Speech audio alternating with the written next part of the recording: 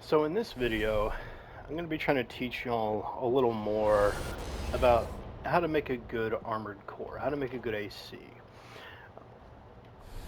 This is going to serve a few purposes in this video. The main purpose, though, I'll probably mention some things about meta weapons and possible ways to counter them, but the main purpose of this video is going to be just some unique abilities that some items have that you may not be aware of. And how an item or two can make all the difference in whether or not your AC is actually going to be good or not for PvP. I'll mention a few things for the PvE stuff, but not much, because it's just not the focus of this video.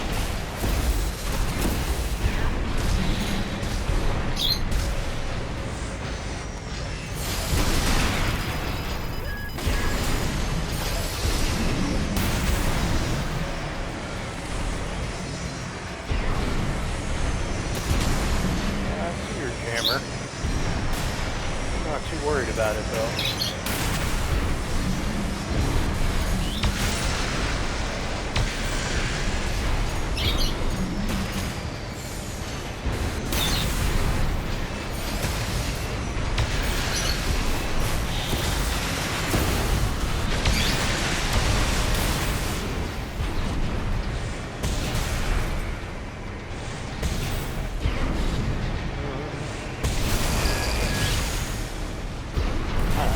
So, as long as you play your opponent, you'll win a lot more often than when you play your AC.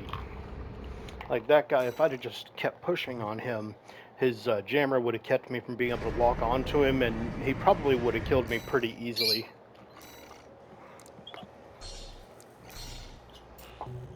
Alright. On to making a good AC. So, for this particular setup, I've got a few goals in mind. I'm using the wheelchair legs mostly for the speed benefit that they give, along with the carry weight, the mix there of how much you can carry along with how fast you can move on the ground is really nice. Like their vertical boost suffers a lot, but I'm compensating for that with the laser lance.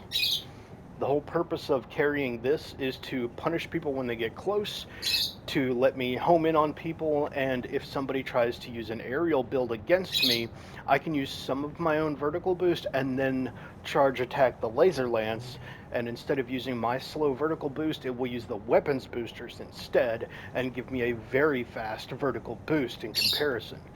One that they can't actually boost faster upward then, so it's very hard to get away from me if I do that and you're in the air.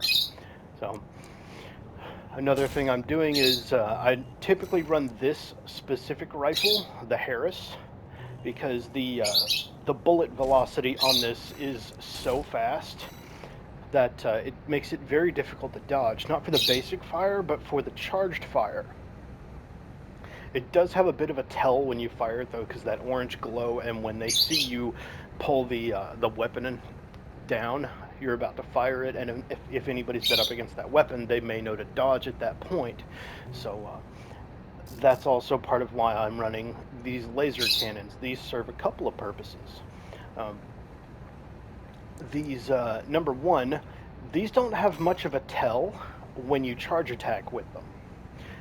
Like if you regular attack, they'll see it snap into position, but if you're charging, they see it charging and then it just fires, as you see right there. There's really no tell whether that's about to let loose or not with a charge attack. That's part of the reason that I like these in particular so much, because it makes them very difficult to dodge. Like even in comparison with the stun needle launcher, the stun needle launcher's velocity is actually a little faster. These just have a slightly more effective blast radius, and they're just so hard to dodge because you don't know exactly when that's firing. You have to go by when you see the actual laser or when you hear the firing sound effect. That's really your only way to tell. So a lot of times I can catch people off guard with these.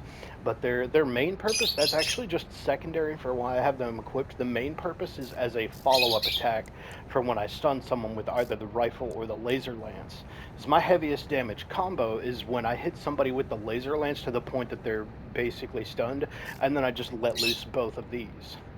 Because both of these charged is an incredible amount of damage, and if they're not already stunned, they're probably going to be. Well, they will be, actually, if they get hit with these. Only ACs with very high attitude recovery will be able to get away from you after you hit them with laser lance to try to avoid this attack. And when you get used to it, after you learn, what kind of AC builds will be able to get away from you and dash right afterward, you can kind of delay your release of these laser cannons by like a half second, and then you'll catch them at the end of their dodge, then rather than trying to hit them right at the end of your stun. So that you can follow up your combos pretty well with this particular build.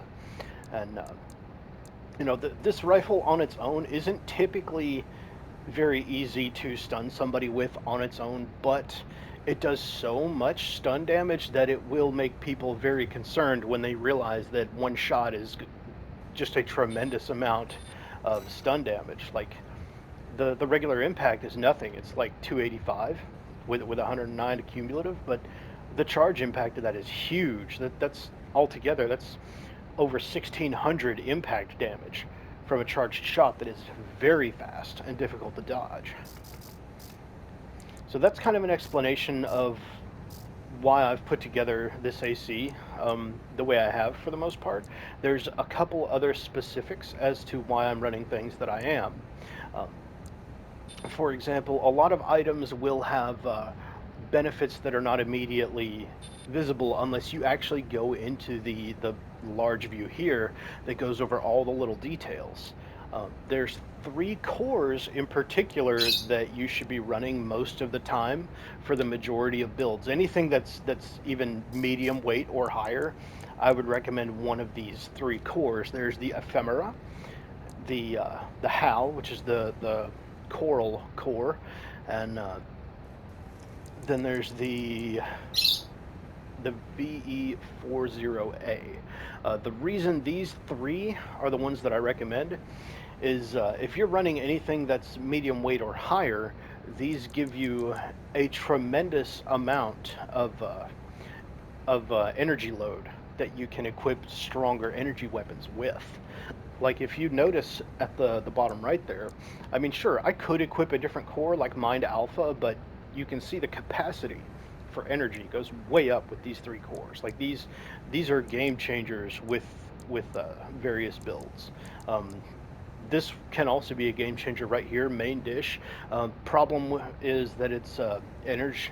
The generator output adjustment is very low, so you don't typically have a huge energy load with it, so you don't usually want to run this with energy weapons, but it's got a lot of defense, it's got a good amount of armor points, it's got the highest attitude stability of any core in the game. I think the second highest is probably this, and it's less than 100 below it, or rather more than 100 below it. It's like 120, I think. Yeah, 641 down to 521, so this is 120 less attitude stability. So that's one to keep in mind on the back burner, the main dish. That's the one that you get from Carla eventually. Another thing that I run is I'll typically run one of 2 sets of arms most of the time. I usually either run these for the firearms specialization, or if I'm doing a combination between firearms and melee, a lot of times I'll run these, which is honestly probably what I should be running on this particular build. I'm just more focused on catching people at range with the rifle, which is why I'm using these arms instead. The main purpose is to draw them in to make me, or rather to try to get them closer to me, because they don't typically want to fight me at range when I'm using the Harris rifle, when I'm that accurate. Now, whenever you are picking arms, it's extremely important to keep in mind what sort of distance you're going to be fighting from. Like, what's your ideal range with what you're going to be fighting with? For me, my ideal range is going to be medium close for most of my damage, but that rifle does give me one extremely accurate, difficult to dodge long range option for things like those dudes who are running aerial bombardment builds who like to just float in the air and just dump missiles on you all the time. Even they will have a hard time dodging the Harris rifle sometimes. So um, if you uh, if you have a lot of trouble with people running those aerial bombardment builds, I would recommend a build similar to this one, not this exact build, because you can catch them with this AC, but it can be a little challenging to learn how to do it. Um, Main reason that I don't recommend this specific build for them is just because you have to be able to close the gap on them without getting stunned. The reason being is you need your laser shotguns on your shoulders charged when you get to them. Because if you can get to them and get them with your laser lance, then your laser shotguns that are charged, you'll do a tremendous amount of damage and you will gain the upper hand in that fight very quickly. But if you get stunned when you're in the air or like partway there, every time you get stunned, if you're charging shoulder weapons, they lose their charge. Conversely, hand weapons do not lose their charge if you continue holding the trigger while you're charged. So if I were to be charging my Harris rifle and I got stunned, as long as I didn't let go of the trigger at some point while I was stunned or let go of it to try to fire it right as I got stunned, I would still maintain that charge through the stun and I would be able to fire it afterward at full power. But the shoulders won't let you do that. But yeah, the main reason I run these is if you're running a melee weapon of any sort, along with some firearms, then I would typically recommend the VP46D arms. Though they don't have a very high load limit, you're not really going to need a whole lot for most builds. Like there are a few that use very heavy weapons, but not really that many, honestly. Um, and 133 is, I think, the second highest, maybe the third highest for firearm specialization. 136 is the second highest. So if you're just using guns, use the Noctrier for sure, because 160 firearm specialization, just far and away the best.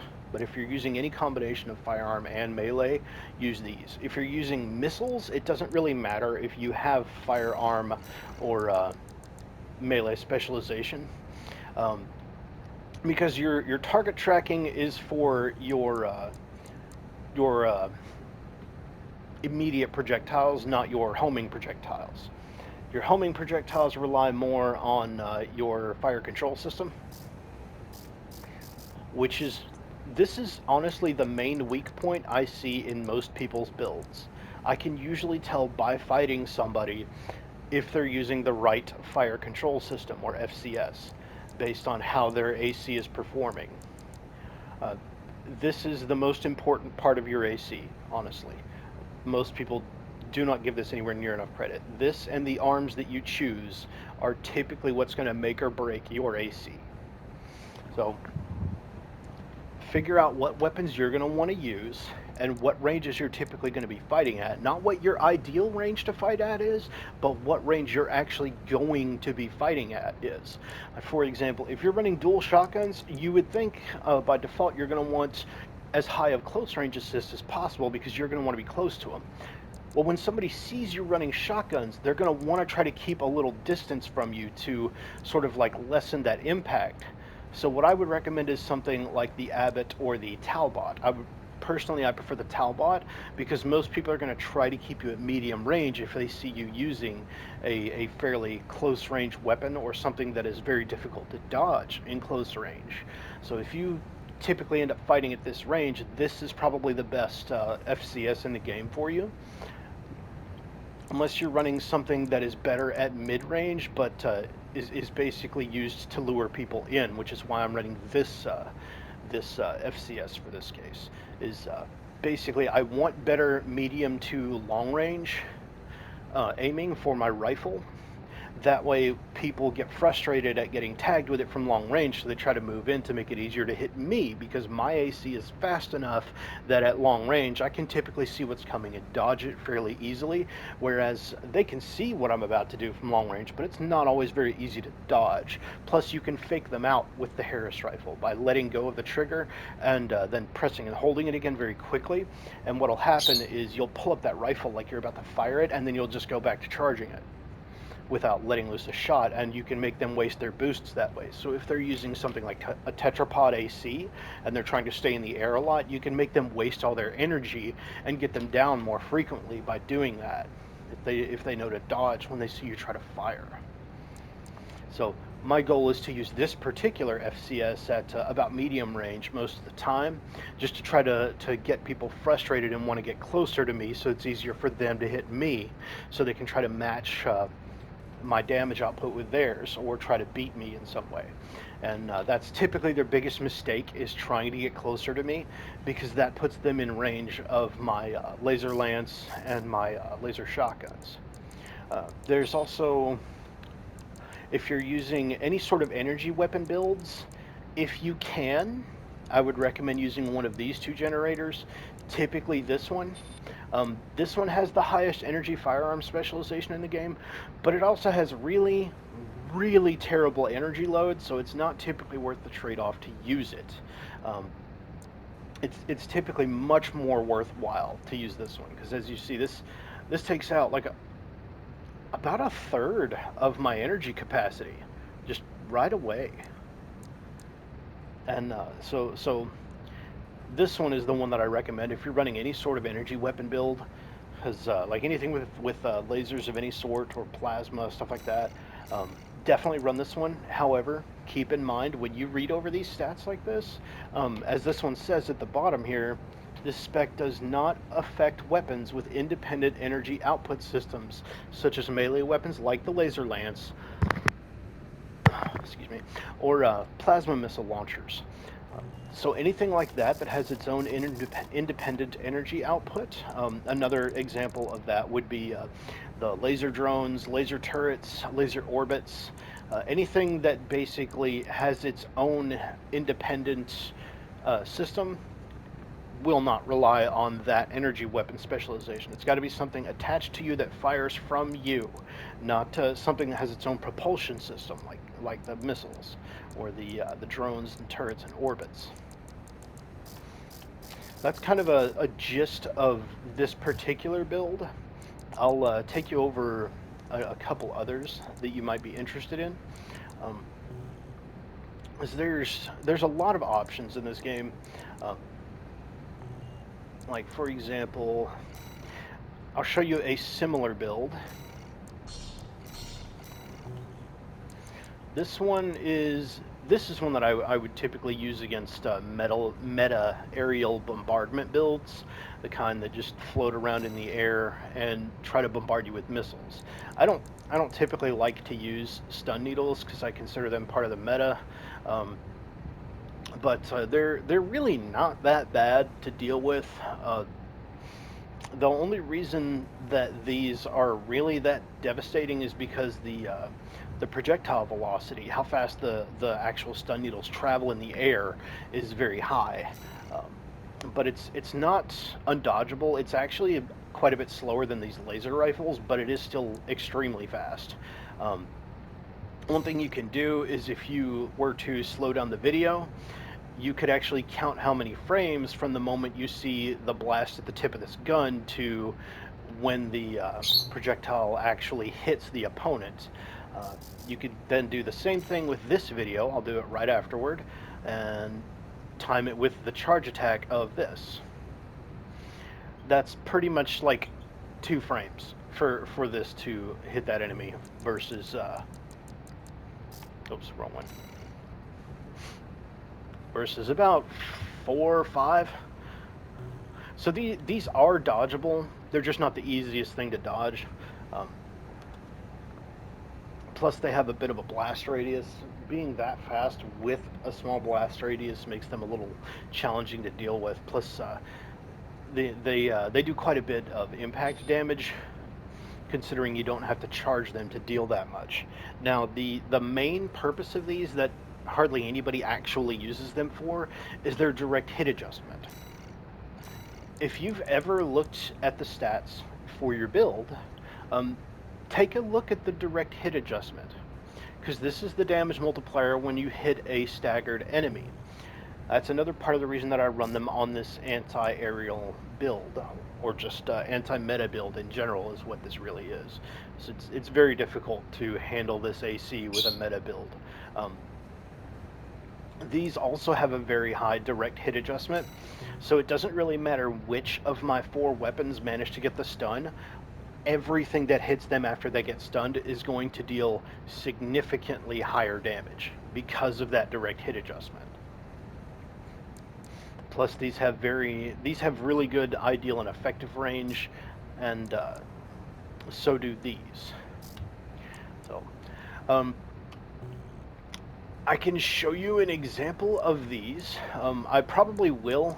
I plan to make another video in the near future of meta builds and how to combat them. You'll definitely be seeing this AC in action there, because it is just invaluable at taking out the meta builds right now. But aside from that, this build is very similar. I'm actually not using this generator. I'm using this one in particular. The main reason is just I want that energy recharge delay. So if somebody is keeping me dodging constantly, I need to be able to get my dodges back a little faster if I run out of energy. It gives me a little less total energy to play with, but not enough so that it would give me extra dodges or anything if I were to change to this one. Plus, the energy supply efficiency is how fast you're going to regenerate that energy after you fully deplete it, or rather when it starts to recharge. And the energy recharge delay that you see on the right is how long it's going to take to do that. So that's 1.87 versus 1.46 seconds on this one. And this one is just, it recharges literally about 50% faster than the one that will enhance my energy damage. Plus, I'm really not relying on the energy damage so much. I'm relying a lot more on direct hit modifiers. Plus I'm honestly not sure if these are actually considered energy damage or not. Like, they do obviously have electricity. Let me look here real quick. Let's see, is there something that tells me that? It looks like there might be. Okay.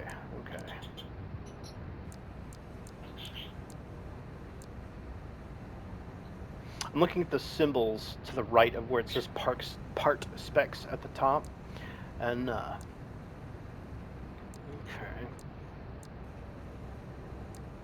Okay, so these are kinetic damage. Okay, that good. Then I'm using the right generator 100%. The other one would not change the damage of these. So when you look at the symbols at the top of the chart here on the left side, just to the right of where it says part specs, there's 4 symbols there. One looks like a bullet, one looks like a revolver, one looks like a reload symbol of some sort, and then one looks like an AC. The one on the left is the one you're concerned with, because the symbol right there means it is kinetic damage. This means it is considered energy or laser damage. And then this is explosive damage. So that will tell you, if you're not 100% certain what type of damage you're doing, that will clarify it for you. These actually are not explosive damage, they're kinetic damage. I'm not 100% certain what that symbol means. I think it's something like blast damage, but not really explosive, or some form of energy damage, maybe a cumulative damage, because it does have multiple marks there. I'm going to have to look that one up, honestly. But either way, you get the gist for the majority of this. So let's go with a different type of AC altogether. I hesitate to tell people about this, but I'm going to. Um, One thing I've noticed, I've done a lot of PvP since this game came out. Um, I do see a lot of people using these legs, but they have a benefit that you probably don't know about. The majority of people will choose to use these bipedal legs that look like reverse joint legs just because the jump distance that you see here is and jump height are both much higher than all the other bipedal legs, which will play into your quick boosts. You'll get much further distance out of your quick boosts both horizontally and vertically when you're touching the ground when you do that. However, this does not impact your quick boosts in the air. Your quick boosts in the air will be the same as with regular bipedal legs as far as how much distance. You can actually test those against these bipedal legs, which are actually a little faster in the air, um, but they don't have quite the jump distance or height, so they won't get as much on the ground as these ones will. So if you run these legs a lot, but you typically try to fight from the air, you might want to consider changing to these because number one, they have better load limit, um, and they also they have much better energy supply efficiency. So you'll recharge your energy much faster once it starts recharging, and they just have better defense. They're just better legs for aerial combat, though they don't get you in the air quite as fast as these or reverse joint legs would. But once you're in the air, the quick boost is a little more effective, and you'll be able to recover your energy a little faster. Uh, However, these have a benefit that I hesitate to tell people about just because of how toxic it is. Um, these particular legs, these will mess with the fire control system of the opponent. It's either that or the firearm specialization. It's one of the two. I'm not 100% certain which. It's not in the description. It's not something that's intended, which is why I hesitate to tell people about this. But when you're up against somebody with these legs versus somebody who has just objectively better legs to use in the air, then pay attention to how easy it is to hit them. There's a lot of times where you'll be shooting at someone with a pretty straightforward trajectory. They don't quick boost or anything, and for some reason, it'll look like you're locked on just right. But if they're wearing these legs, there's a significantly higher chance that your shots aren't going to go where they should. Now, this is said after quite a lot of hours of PvP, both using and against these legs. I even tested this with a friend of mine recently. Unfortunately, I didn't actually record that gameplay. I need to get back with them and record some of that because I actually went up against them using these legs. I told them about it, and I ran a mech using these legs, and they pretty much downed me every time because I just couldn't get the damage in as quick as they could get the damage in because my shots just wouldn't land. And I even ran a build that had more quick boosts and a much shorter quick boost delay. You can see my quick boost reload time is 0.35 seconds. I can do this like pretty much back to back, just constant quick boosts if I need to, and they don't take much energy to perform. Um, Whereas when I switched to these legs, I actually beat him. Like using the exact same loadout, just switched to these legs instead because he had a much harder time hitting me, and the fight was a bit longer. But because I was used to fighting those legs and trying to adjust to force the game system to compensate, it was just much easier, and I ended up downing him that time to kind of show him what I meant. And he noticed, like, immediately in that one match, he noticed it was way harder to hit me when I was using these legs versus the others, even when I was using the same playstyle and the same weapons and everything. So that's one thing to keep in mind when you're using this. They're good legs, but they do not function as intended. For all intents and purposes, they do actually have a slightly unfair advantage compared to all of the other legs in the game because they do mess with other people's fire control systems. Speaking of, I need to actually switch back to a real pair of legs. And,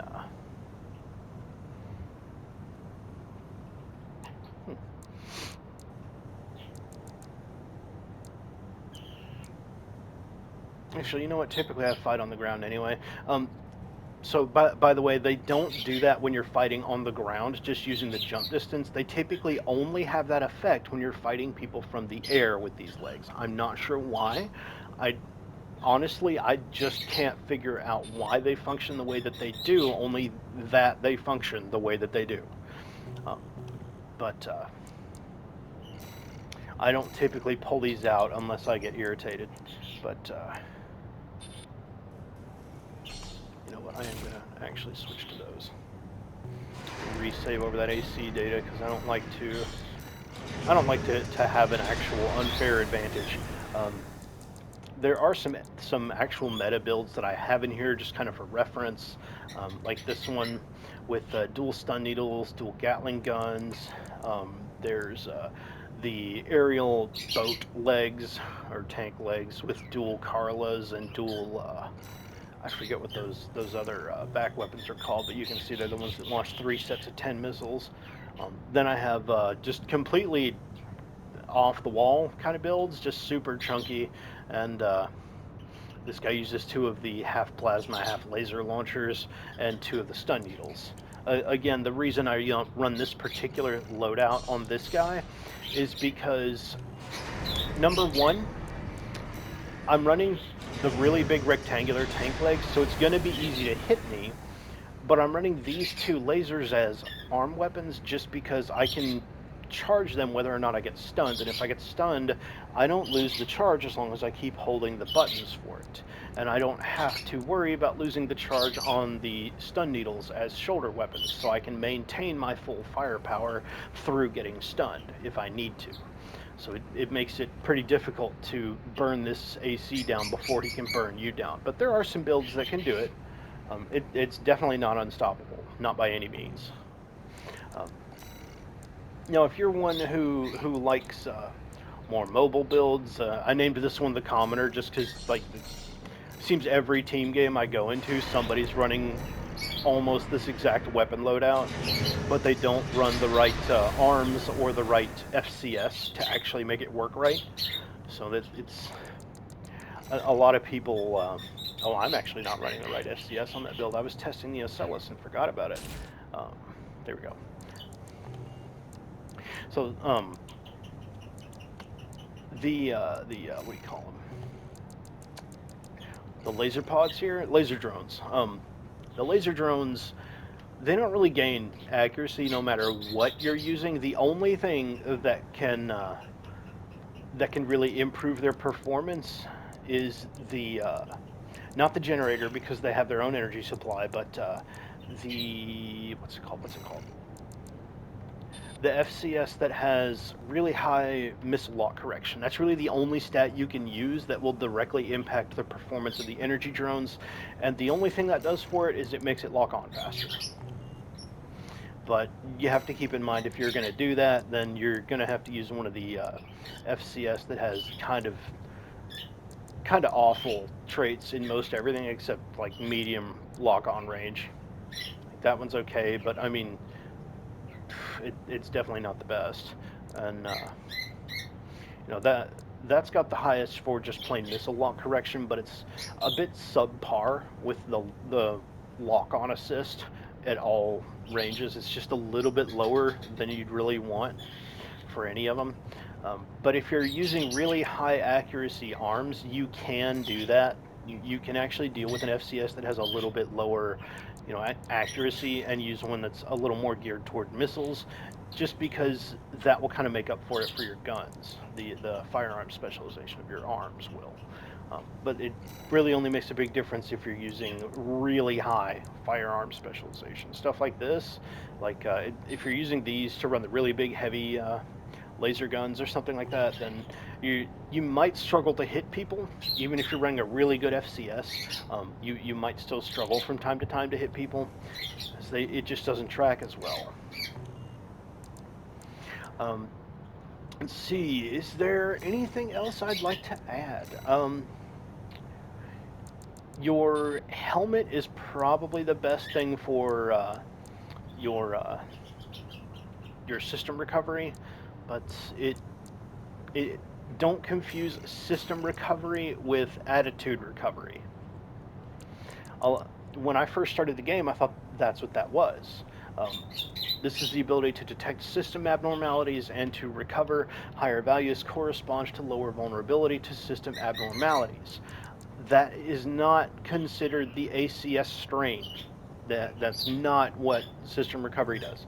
Um, System recovery is for things that affect you in other ways. Um, like if you get, let's see, what's a good example? What's a good example? I don't really think there's much of it in PvP. Um, I believe it affects the stun weapons slightly.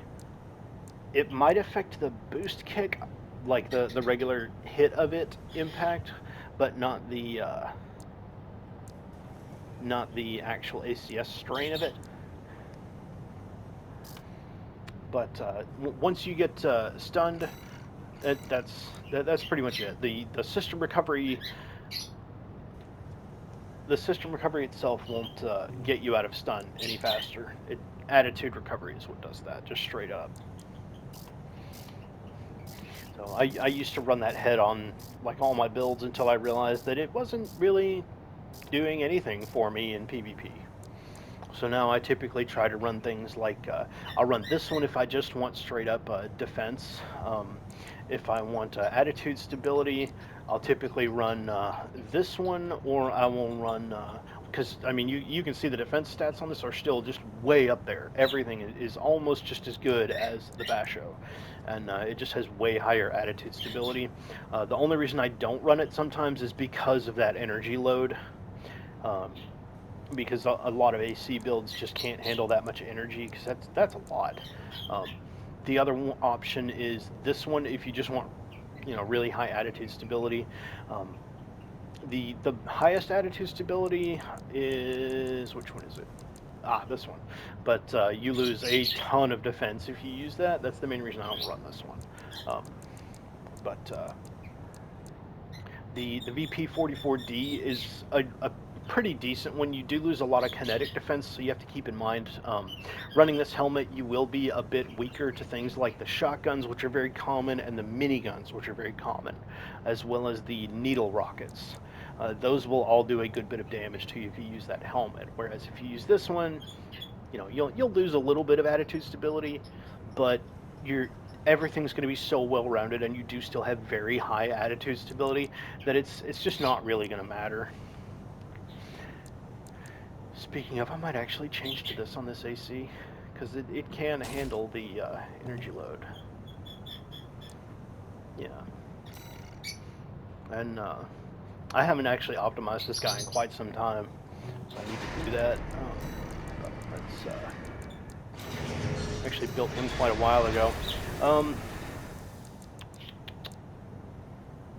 There are a few meta builds in here that I run just to go against other meta builds with, like this guy. He's non-meta but also meta at the same time because it's not really meta to use a chonky bipedal for anti-air purposes, but that's what he is.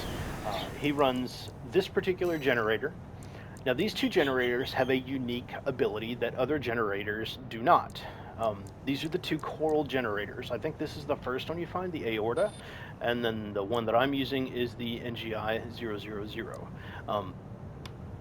The difference between these and most others is the post-recovery energy supply. Like the Aorta will recover 2,000. It takes like almost 4 seconds to start recover. Well, actually, it does typically take over 4 seconds to start recovering your energy. I'll go into that in just a moment. And then this one. This one recovers the most out of anything. And the post-recovery energy supply, this is when you completely run out of energy. And once it starts to recharge, The number that is in the post-recovery energy supply here, that's how much energy you get out of your capacity immediately. Like, not like very quickly, I mean instantly. And I'll show you what I mean. As, let's see here, AC test.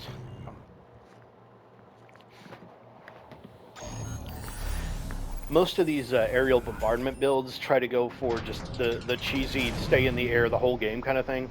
With mine, I can stay in the air quite a while like this, but I intentionally went for a build that I would eventually have to come down with, just so I didn't feel just too cheap, because some ACs just can't fight you that high in the air. They can't get to you before they get stunned. Did you see my energy right there? I'm not even going to stop boosting right now. Watch what happens when I touch the ground. And full. So that's why I run that particular generator, because it does take a little longer to start recovering energy, but when you do, it's just, you get so much. It's crazy how much you get for that. So, you know, maybe give that generator a try. Try running it on a few different builds or something. If you do decide to run the coral generators, you're probably going to want to run the HAL core, because it reduces your energy recharge delay, which is how long when you run completely out of energy before it begins to regenerate it. And I think the only thing faster, yeah, is the main dish. And it just, the difference between the two is the main dish has a lot more attitude stability. It's got better, slightly better defense stats, but it doesn't give you that giant boost to your energy load that you can hold. Plus, it's just super heavy. You know, I actually could do that. But another reason that I don't typically run that is, while it would be nice to have that huge bump in attitude stability, if you look on the right at energy supply efficiency, that's the main reason I don't typically run this core. It gives you the fastest energy recharge delay, but your energy is going to recharge at like half the speed. I'll show you what that's actually gonna look like in the game. Actually, I think I'll probably lose less defensive stats if I do this. Yeah. Okay. All right. So let's do one more test, and I'll show you the difference. That one will probably recharge as I'm like impacted on the ground, as opposed to right as I stand up. It's just like a third of a second faster or so, something like that. All right. And you'll probably see I get the 33, yeah, there it goes. You saw that I got the 3300 energy, and it did take just a second or so for it to fill my energy after that appeared. Yep, so there's, if you're using your energy in that moment where you get that 3300 or trying to, then it won't actually recharge that last little bit afterward. It'll be like with any other generator. Yeah, right there. See, I stopped it from actually finishing the regeneration, and it didn't give me the full charge. So it's honestly just much more effective to use the HAL core if you're going to be using the coral generators. There it is.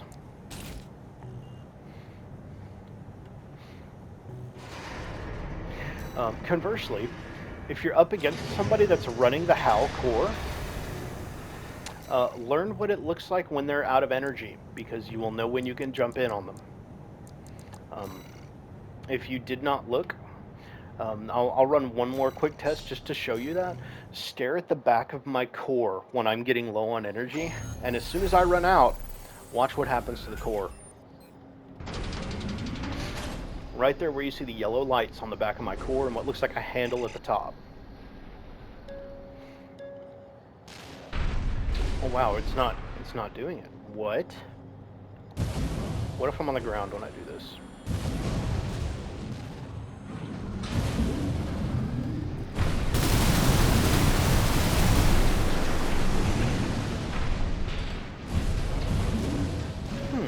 Interesting. Okay, it didn't actually do it. Now I'm curious. I'm wondering what causes that to happen. So what I was expecting to happen is typically if you run out of energy, or maybe it's when a weapon overheats, that core will actually open up on the back, and you'll see this little red energy stuff pouring out. Looks kind of like coral.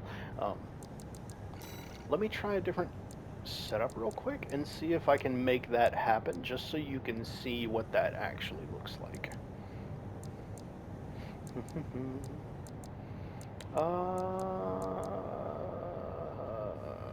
You know what? This one, I think this, yeah.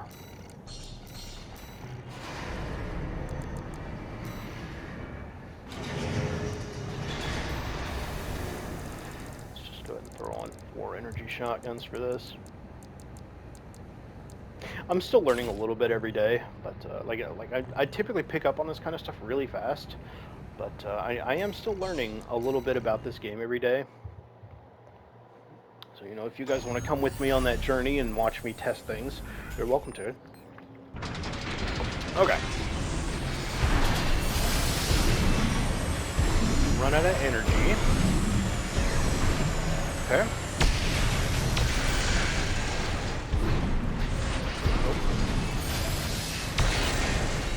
Why is it not? That's so weird. I honestly do not know. Strange. Okay, I'm at a loss. Does that happen when I'm out of energy not using a coral generator? No, because I wasn't using a coral generator on this build. Huh. Weird. Alright, well, I was wrong about that one. But I do know that if you do see that, I know that they're typically out of energy when that happens. So I'm really not sure what would cause that to happen. Maybe that's after they get stunned? Strange. Anyways, I'm going to be questioning myself about that all day. Moving on. I've covered most everything except there's 2 things you might want to know here.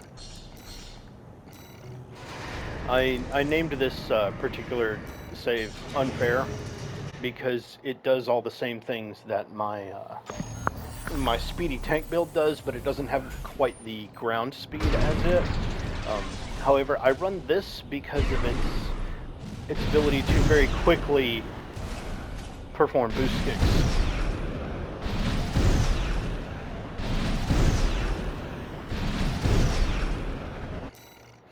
Now, there's a couple ways to achieve very fast boost kicks.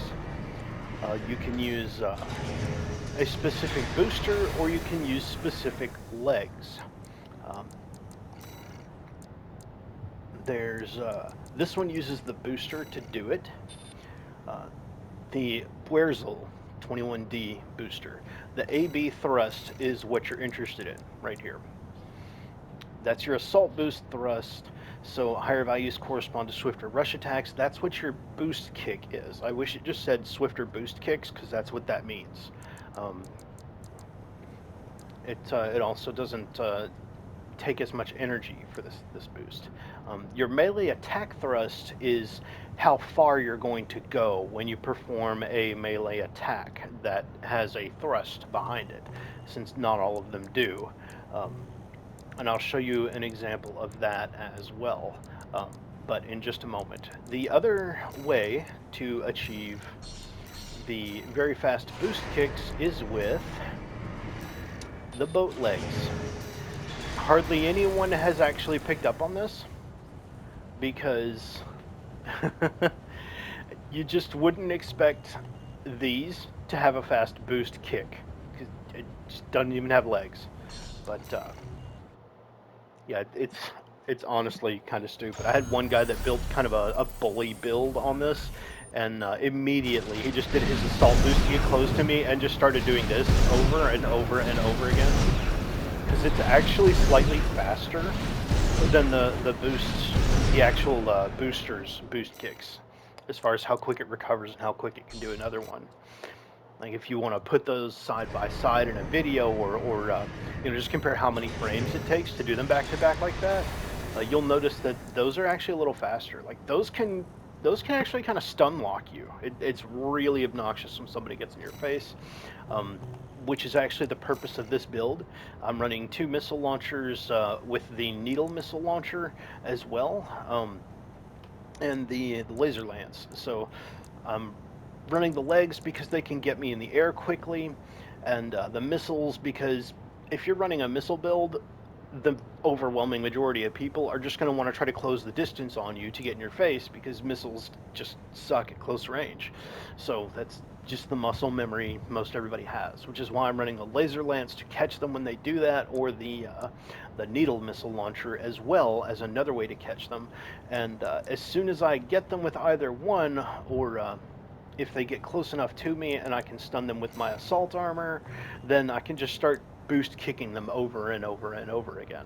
Um, so this is basically just the spider AC. It's meant to catch you in its web.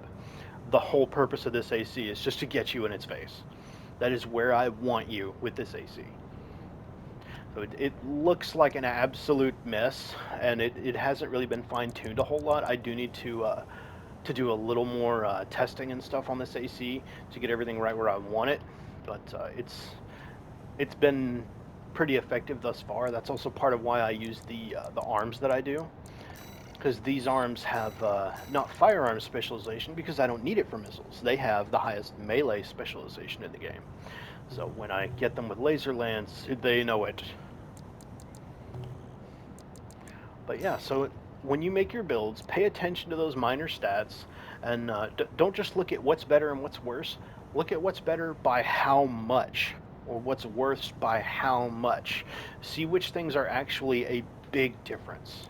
And when you start comparing more things like that, you'll put together a lot of things that you didn't before, and you'll be able to make some much more effective builds. Another example is this guy. I run 4 laser shotguns on this build. This is basically the ranged version of my normal build that runs the rifle or the laser shotgun in the right hand, and then runs the laser lance in the left hand and 2 laser shotguns. This is just the ranged version of that. Another reason that I like the laser shotguns so much is a lot of people like to run terminal armor. And terminal armor, if you don't already know, is that's this item right here that you get through the OS tuning.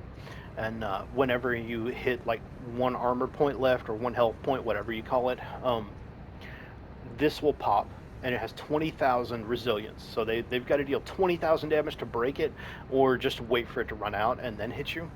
And that's the secondary purpose of these laser shotguns, is when somebody pops terminal armor, you're not going to break the terminal armor. So most people, all they do once their terminal armor pops is try to get away from you or try to burst damage on you as quick as they can. The majority of people, if they're running a mech with any speed at all, they're going to just try to get away from you, unless it's a melee build. And when they do that, stop charging your shotguns. Just basic fire your shotguns, because they're shotguns. They hit in a wide area, and since these are lasers, they travel significantly faster than kinetic shotguns do. So there's the shoulder version, and then there's the basic version. And fun fact about the basic one, that a lot of people are sleeping on these just straight up, because most people don't realize that there are a few weapons in this game that you can charge multiple times before they overheat, and these happen to be one.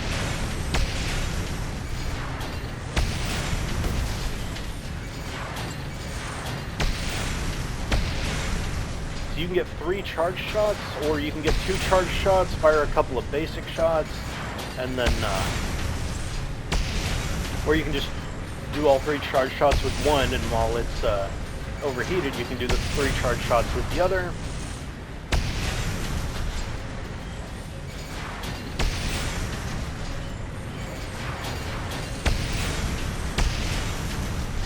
So yeah, you can just alternate those if you want, and just constantly have these big beams going at people.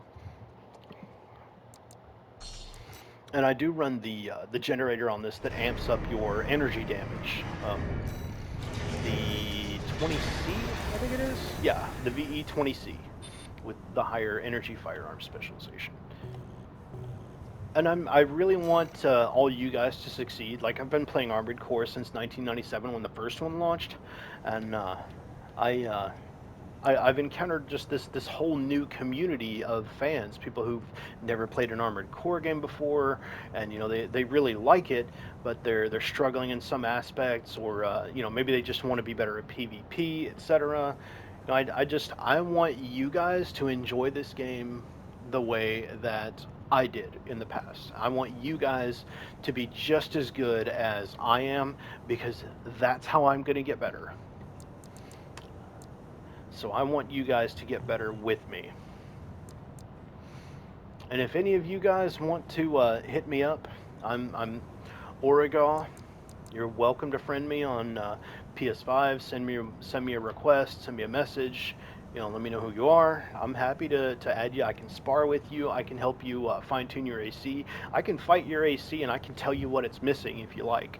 Um, the best piece of advice I can give though is when you're building an AC, go for a specialization.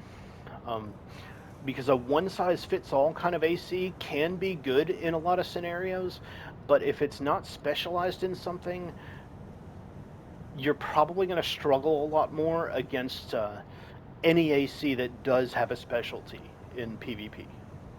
Because they just typically do way more damage or they're just way too hard to hit. One of the two is typically the case. That or they just have way too much survivability and you just can't out damage them as fast as they can damage you. So you typically have to have a niche that your AC will kind of fit into regardless of what build you decide to create to be able to combat that. So, if you watched this far, thank you. I very much appreciate it, and I wish you all the best. Again, feel free to add me, shoot me a message, comment on the video if you have any questions. I'll be happy to answer. Or if you see something that I didn't mention that other people might want to know, hit me up. Let me know. Comment it below. I will pin your comment. Whatever I need to do. Thank you much.